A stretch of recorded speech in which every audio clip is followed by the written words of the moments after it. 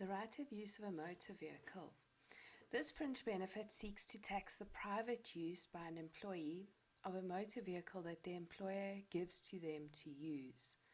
Now remember, all fringe benefits we need to calculate the cash equivalent.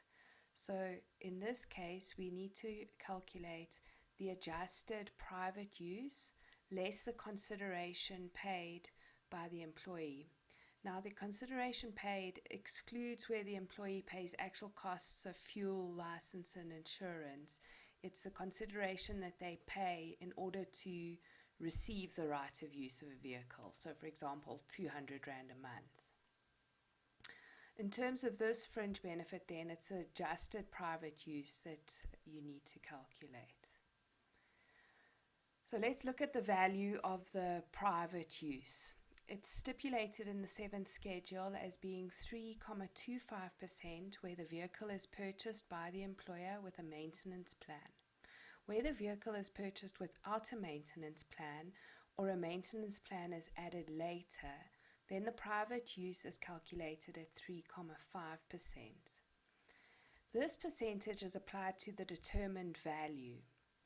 Now, the determined value is the cost to the employer, where the employer is not a car manufacturer, importer, dealer, or car rental company.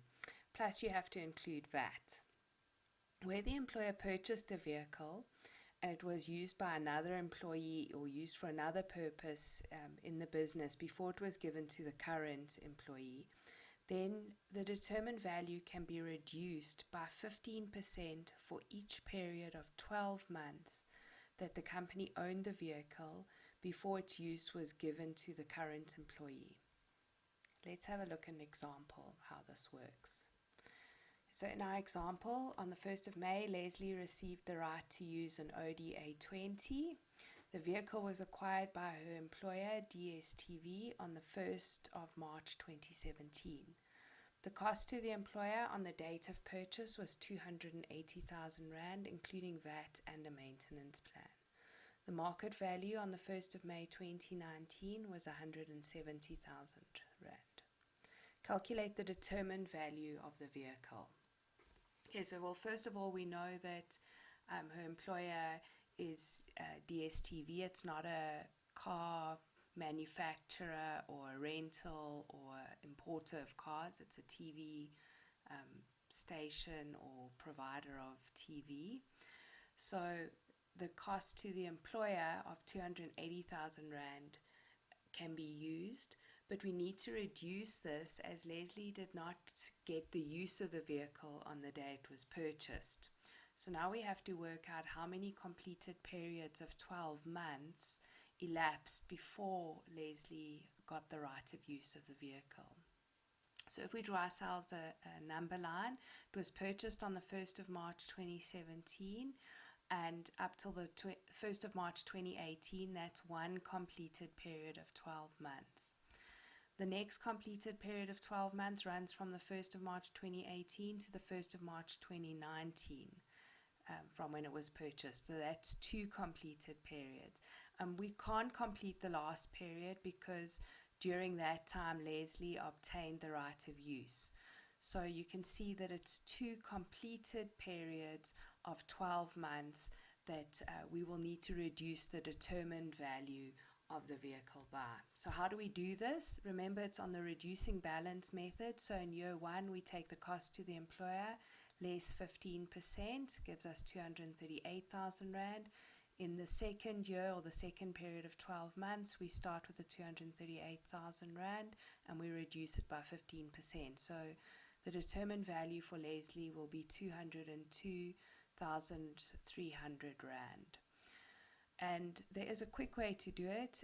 If we use 85%, or if we reduce the amount by 85% each year, the 85% represents 100% less the 15 that we were reducing it by in terms of the act. And so if you take 238,000 Rand times 85% times 85% for each of the completed period of 12 months, you get 202,300 Rand. The percentage in the Act refers to a monthly value of private use. So don't forget to multiply this amount that you arrive at, so the percentage times the determined value, by the number of months where the employee had the use of the vehicle in the current year of assessment. Let's have a look at our example. So in the current year, Leslie had used the vehicle for 10 months from the 1st of May 2019 up until the 29th of February 2020. It had a maintenance plan, so we multiply the determined value by 3.25% times the 10 months in the current year of assessment. So the value of the private use where an employer leases the vehicle in terms of an operating lease, what we've just done is where they own the vehicle.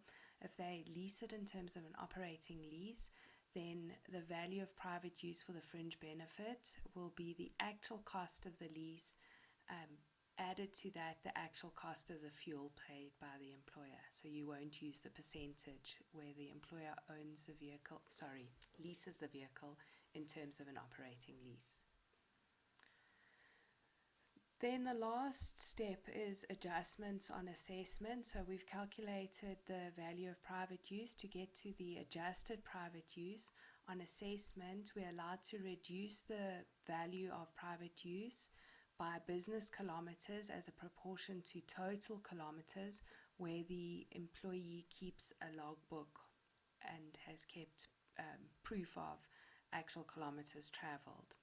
Also, where a logbook's been kept and the employee pays for other costs, then the value of private use can be adjusted on assessment by the private portion of these costs. So the private kilometers over total kilometers multiplied by the costs, you can reduce the value of private use by that amount. And where the actual kilometers are kept, so logbook's kept, and the employee pays for all fuel, then also the value of private use can be adjusted on assessment. But in this case, we don't use the actual cost of the fuel. We use the fuel rate per kilometer that's given in the deemed tables that you would use for a travel allowance, and you multiply that rate by the private kilometers, and then you reduce the value of private use to get to the adjusted private use for including as a fringe benefit in gross income. Okay, so here's an example for you. I've put it in the PDF copy of the notes. Why don't you see if you can work out the fringe benefit that's included in Leslie's gross income, and then I'll work through the solution in the next video. Lastly, no value will be included as a fringe benefit where the vehicle that the employee gets to use is used by employees in general from time to time. It's not kept at the employee's residence, and private use is infrequent. For example, pool vehicles at a company, if you get to use a pool vehicle to do business traveling, then you won't be taxed on it.